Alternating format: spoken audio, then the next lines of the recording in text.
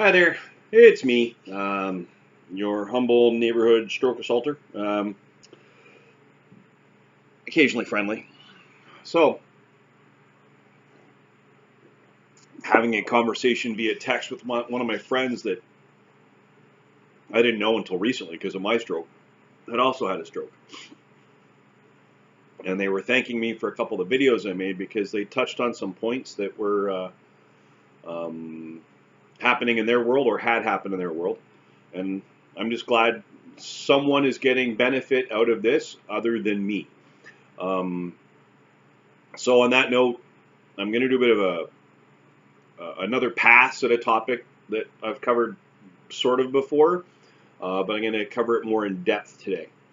So if you happen to know anyone that has had a stroke, anyone that has had a family member had a stroke, I would highly recommend you recommend this channel to them because apparently people have been watching it and they are getting things out of it. So it's accomplishing basically the only really goal that I had for this channel was to be, well, one, a form of levity for me, but the main goal I had was to be educational, right?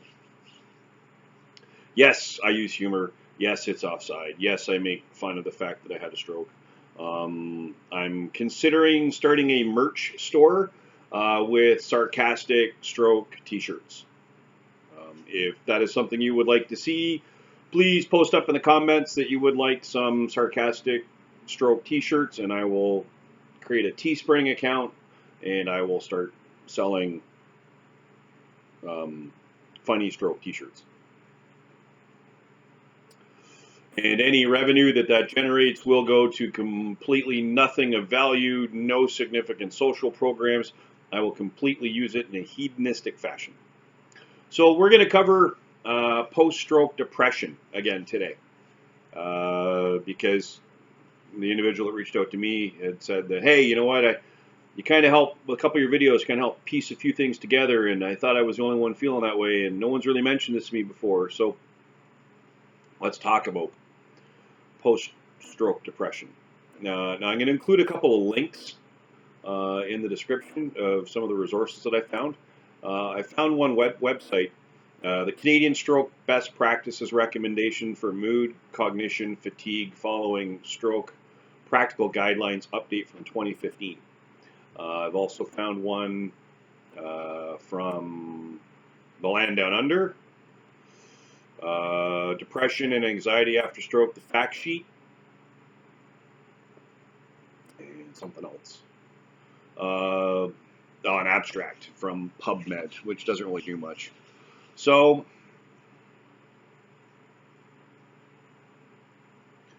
we're going to go through some of the Canadian stuff first, just for shits and gigs. So in Canada, about 62,000 people a year. Keep in mind this is 2015 data; it might be different. People with stroke and TIA, transient ischemic attacks, are treated in Canadian hospitals, and 1/3 or more will experience vascular cognitive impairment, VCI. So what does that mean? Vascular cognitive impairment.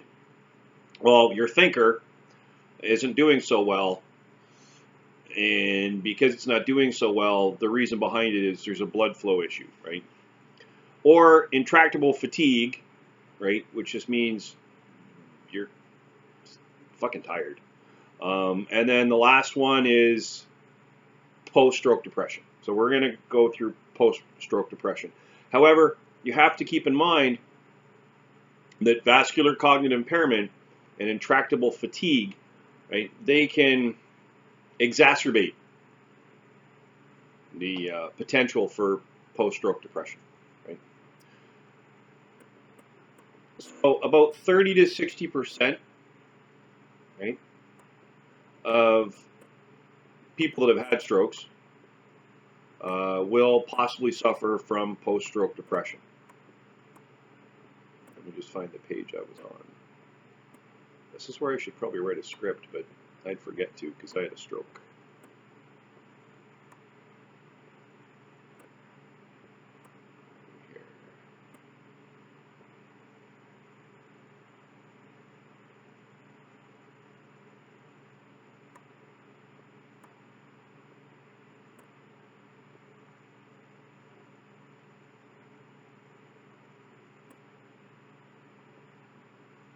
Here we go.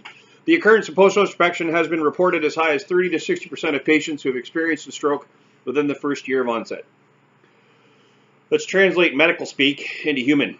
So within the first 12 months of you having your stroke, between 30% to 60% of all people who have had their first stroke will have some form of post-stroke depression.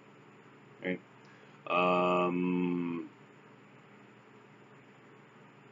Now,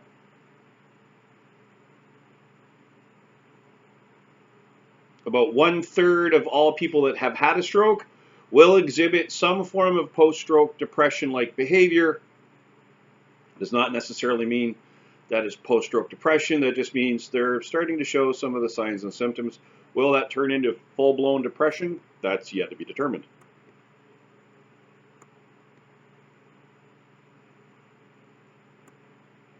Now, there's some reasons for this, though. Right? Why are you having your post-stroke depression? Well, all patients, I say again, all patients with stroke should be considered at higher risk for having PSD, right? Which can occur at any stage in the recovery, right? Is it, it's not, there's no hard and fast rule that's going to say you will have it by week 6 or by day 111, right? You could have your post-stroke depression at any point during your recovery. So remember, that's 30 to 60% will have it within the first 12 months after their stroke. It is a potential that you may not have it till your 18th month. You may have it 10 days after you get home from the hospital. You may have it 6 days after you go back to work. At any point in the continuum of your new normal post-stroke, you may have post-stroke depression. Right? Now,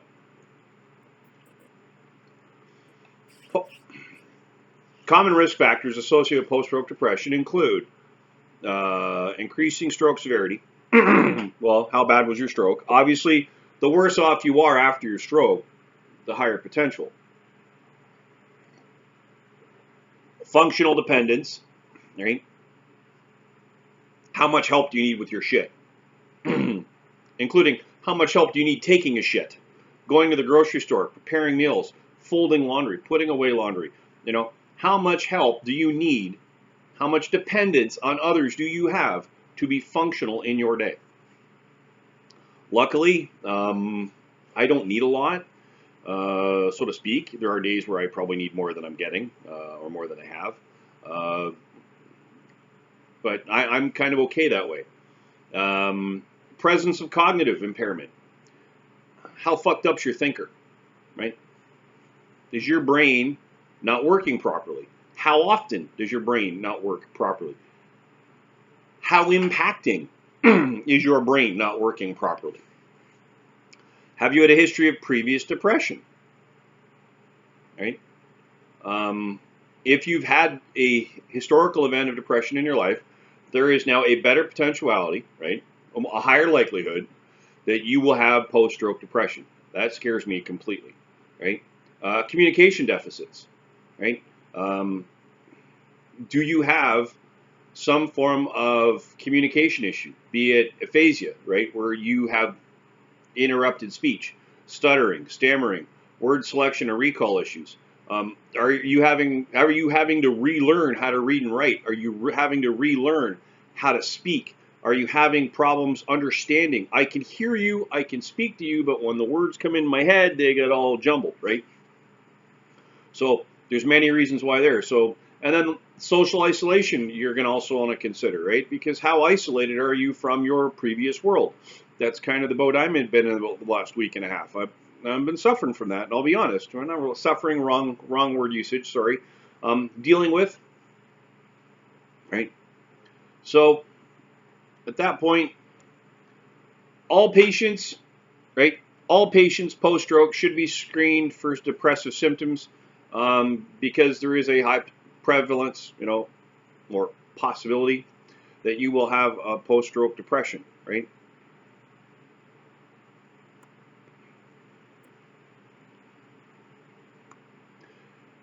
You need to be open and honest with your clinical team. If you've had a history of depression, you need to tell them, hey, I've actually had depression before, right?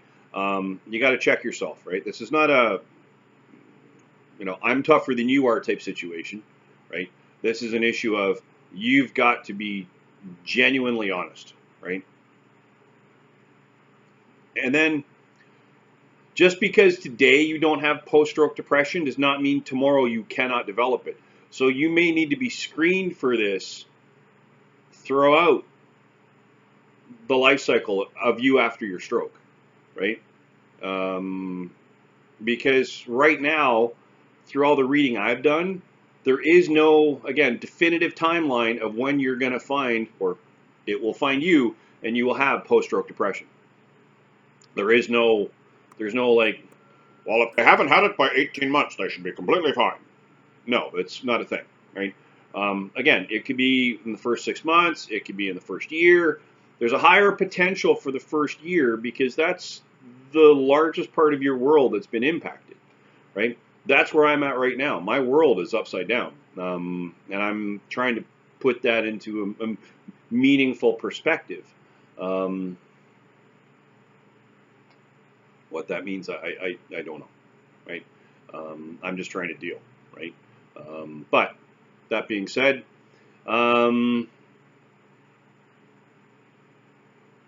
now, if you're in an actual formal hospital setting, they're going to be doing that in the background. They're going to be looking at your behaviors. Not that they're like looking to lock you up, tie you to bed, put you in a rubber room, unless that's your kink. Don't tell them that. They probably won't do it. And hospitals don't care about safe words. So, that being said, if you're in the hospital or you're in a rehab facility, they're going to be monitoring you for post-stroke depression. If you're like me and you're at home, you've got to check yourself. And friends and family, you've got to do some checking as well. If the person looks like they're on their chin strap, right, and they can't ruck up anymore, you're going to have to carry their kit for them for a while, right?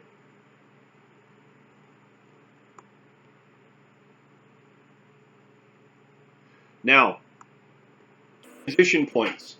When you make a transition, and we'll define our terms, a transition is change in state of care.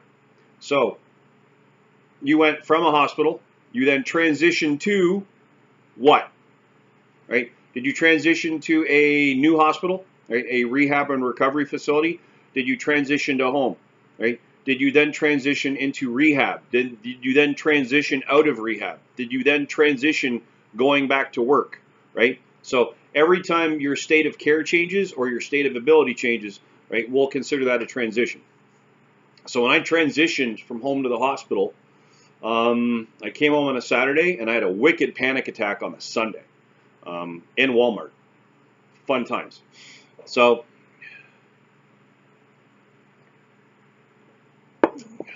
and then I then transitioned to being at home and then into rehab. I'm still doing the rehab thing. Eventually I'm going to transition out of rehab and then it'll be just me on my own, and then I'm going to transition and returning back to work at some point. So anytime you do any form of transition in your post-stroke care, right, you might want to check yourself again. Again, friends and family, you're going to want to, make sure things are going okay.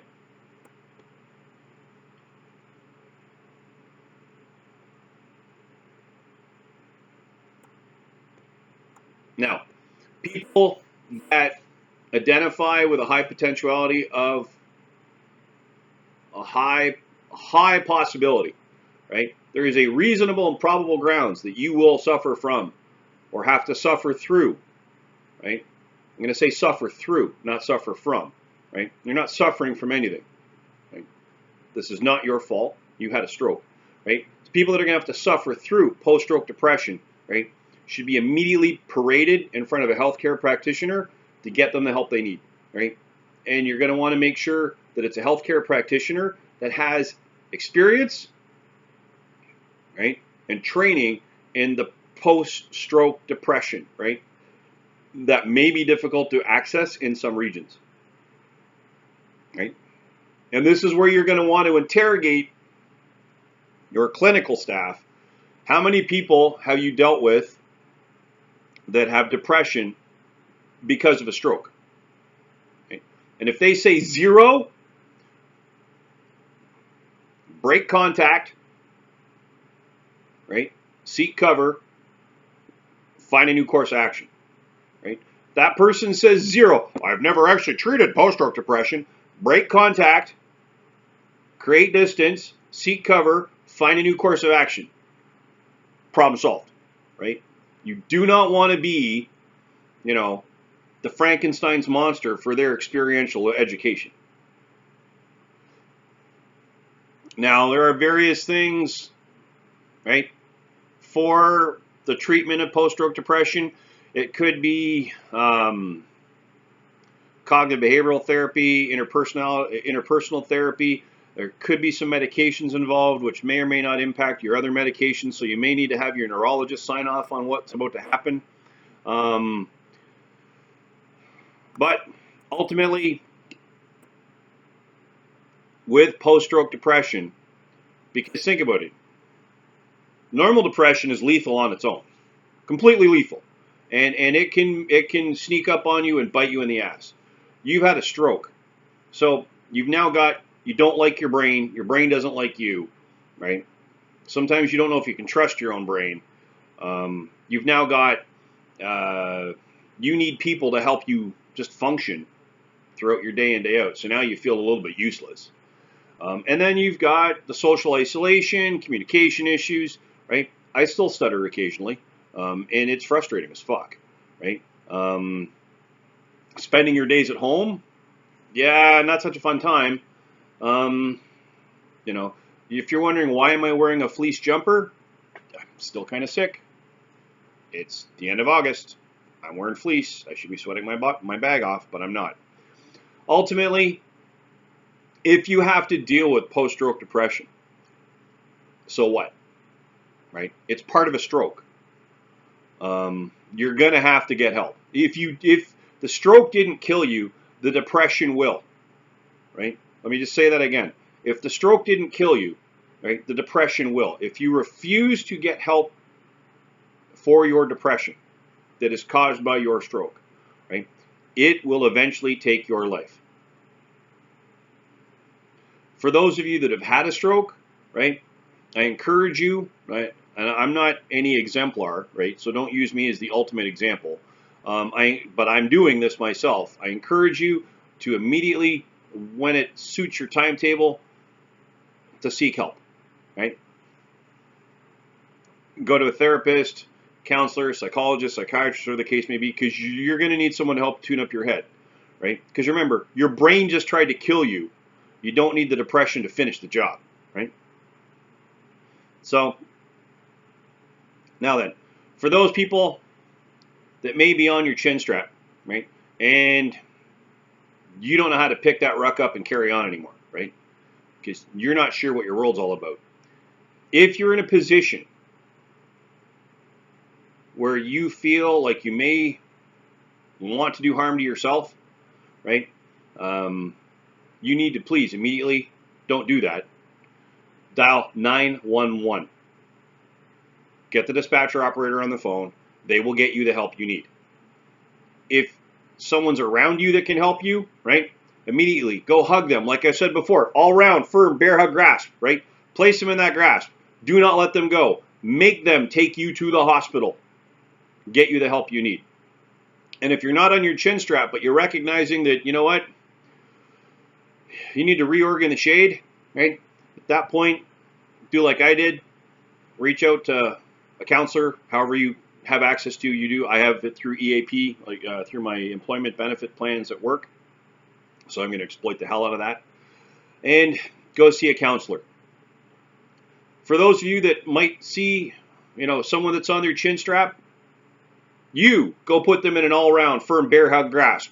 You do not let them go. You take them to the resources that they need. And you do not let them leave until they've gotten the help they need. Right? They might not like that, but they've had a stroke. Just convince them they get candy afterwards. So, on that note, if you happen to see either in yourself or someone around you the signs or symptoms of a stroke, right, that being facial droop, right, inability to raise both arms equally effectively or at all, slurred, stuttering speech, inappropriate word usage for situation or context, inability to smile equally effectively or at all, please immediately place that person in a position of comfort and dial 911. And if anyone who's watched this channel has gotten any benefit, insight, help, assistance from any of my videos at all, please find the appropriate video, leave a comment. Right? If you need, you can email me, right, and we can chat via email. I've gotten a few emails here and there, and I'm just glad that some of my videos have helped somebody else other than myself.